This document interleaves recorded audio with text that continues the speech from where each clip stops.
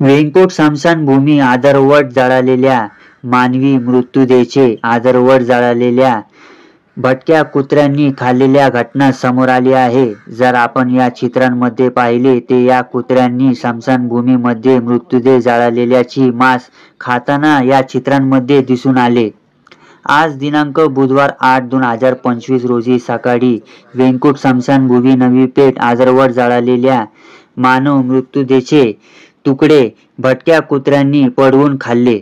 सदरची बाब अत्यंत भयानक असून निकिता गोयल ठेकेदार कंपनी यांच्या बेजबाबदार कारभारामुळे मानवी मृतदेहाची पूर्ण जळत नसल्यामुळे व लक्ष नसल्यामुळे भटक्या कुत्रे दररोज मानवी मृतदेहाचे अर्धवट जळलेले तुकडे खाल्ले जात आहेत।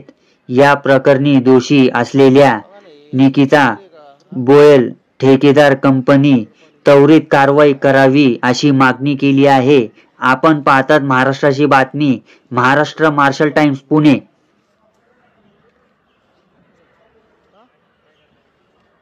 अहो कुत्र्यांनी बघा ना तिथनं आहे ना उचलून आणलं माणसाचं। हो अरे महानगरपालिकेचं काय लक्ष आहे इथं? कशाला कामगार ठेवलेत?